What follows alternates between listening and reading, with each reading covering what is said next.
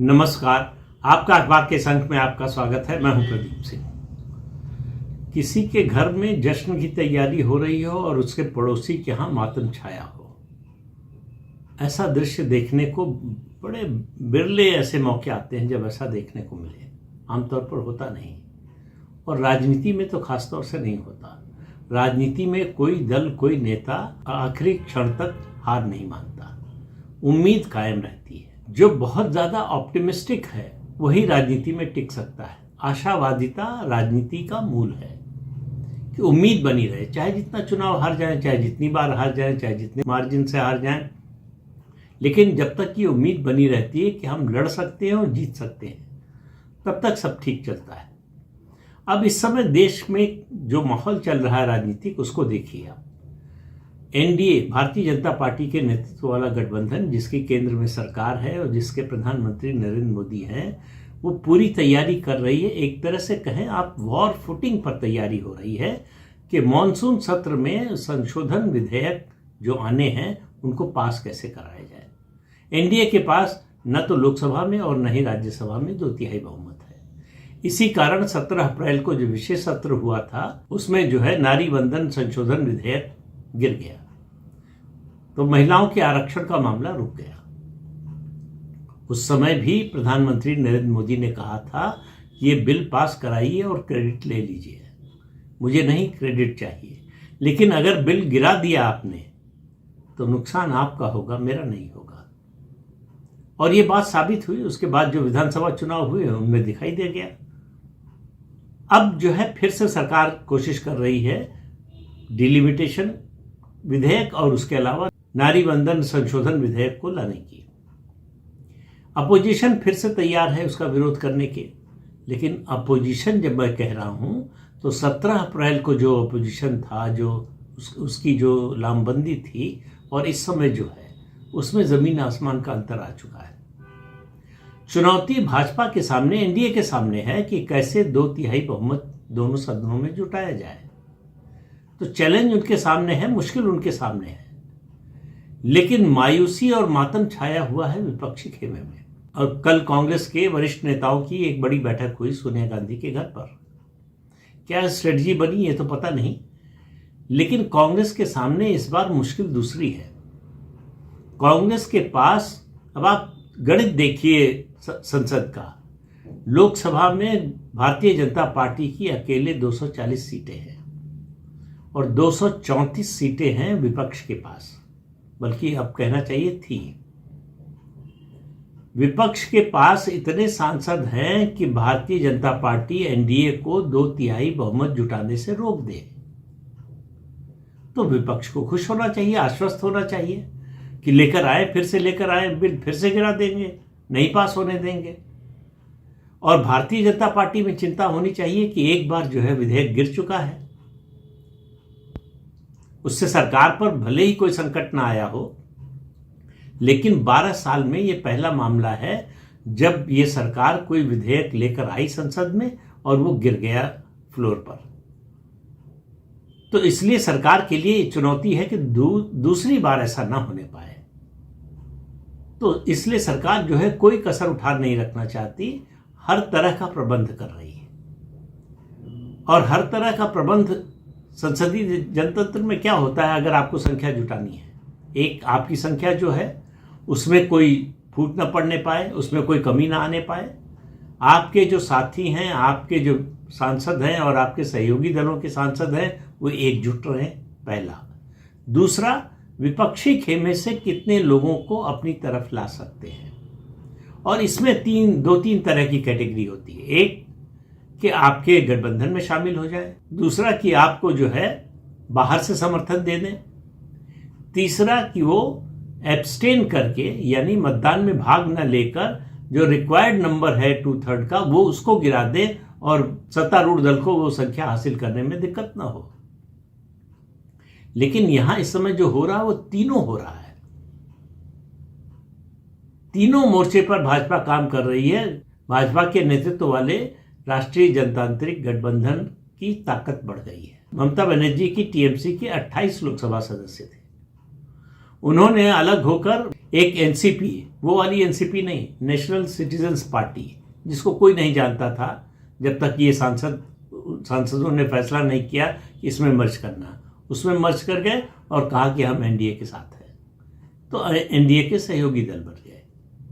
दूसरा, उद्धव ठाकरे की पार्टी के 9 लोकसभा सदस्य थे, उनमें से 6 टूटकर एकनाथ शिंदे के साथ चले गए, यानी एनडीए की ताकत और बढ़ गई।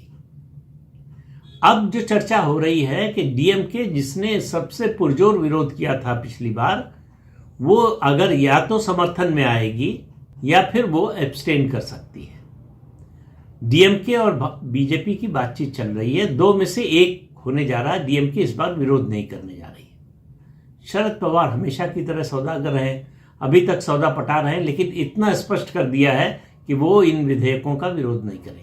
तो एक तरफ लगातार एनडीए की ताकत बढ़ रही है, उसकी संख्या बढ़ रही है, दूसरी तरफ विपक्ष की जो इंडिया अलायंस है उसकी ताकत, उसकी संख्या घट रही है। लेकिन कांग्रेस पार्टी के लिए ज्यादा मुश्किल है। बात यह नहीं है कि ये विधेयक पास होंगे या नहीं, बात यह है कि ये संविधान संशोधन विधेयक है, ये ध्वनिमत से पारित नहीं होता कि हल्ले हंगामे में सत्तारूढ़ दल पारित करवा ले।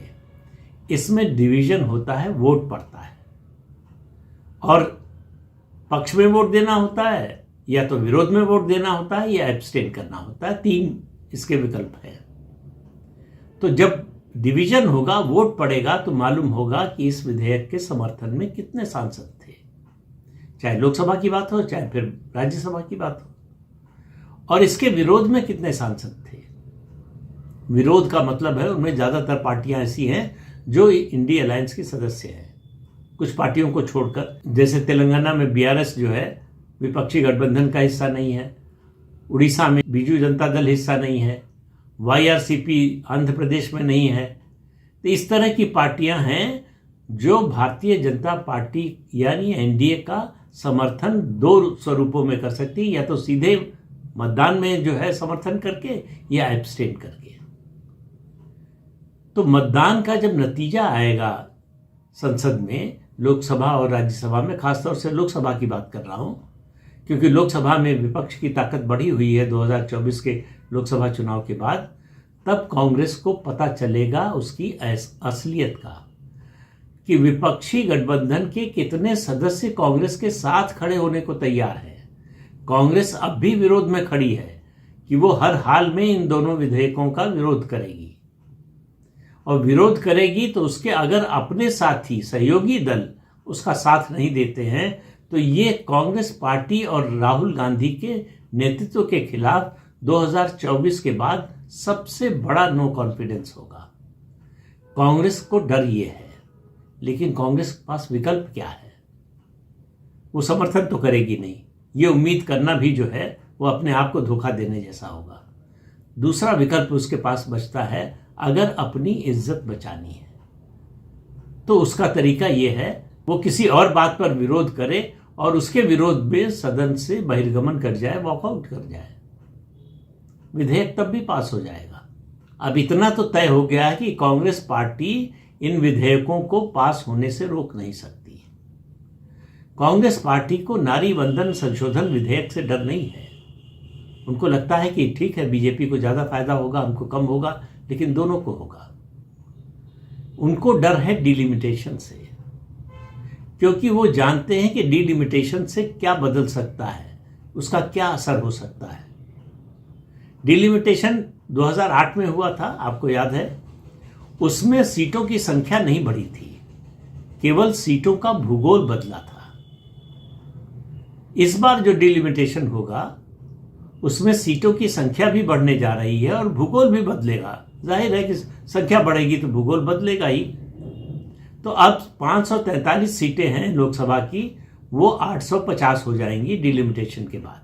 और केंद्र सरकार आश्वासन दे रही है और बिल में ये लिखकर लाने को तैयार हो गई है कि हर राज्य की जो लोकसभा सीटों की संख्या है उसमें 50% की वृद्धि होगी। मतलब किसी राज्य के साथ ये भेदभाव नहीं होगा कि इसकी ज्यादा बढ़ गई, इसकी कम बढ़ गई। आज की परिस्थिति में अलग अलग प्रदेशों में जो लोकसभा सीटों की संख्या है उससे हर राज्य में लोकसभा सीटों की संख्या 1.5 हो जाएगी, यानी 50% बढ़ जाएगी। अब इसका विरोध करने का कोई आधार नहीं बचा है, लेकिन कांग्रेस पार्टी भाजपा के लाए किसी प्रस्ताव का समर्थन करे, ये कैसे हो सकता है। लेकिन भाजपा का खेल बिगाड़ने के चक्कर में एक बार तो बिगाड़ चुकी है।